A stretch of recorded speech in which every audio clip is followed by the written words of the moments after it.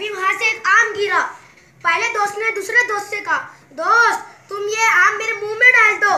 पहले दोस्त ने कहा कैसे, दूसरे दोस्त ने कहा कैसे डालूं, कुत्ता तो मेरा मुंह चाट रहा है, पहले तुम इसे भगाओ। वहां से एक ऊंट वाला आदमी गुजर रहा था। पहले दोस्त ने ऊंट वाले आदमी को पुकारा। ऊंट वाले आदमी ने कहा, मुझे क्यों बुला रहे हो, मुझे क्यों पुकार रहे हो। पहले दोस्त ने कहा, तो ऊंट वाले आदमी तुम ये आम मेरे मुंह में डाल दो।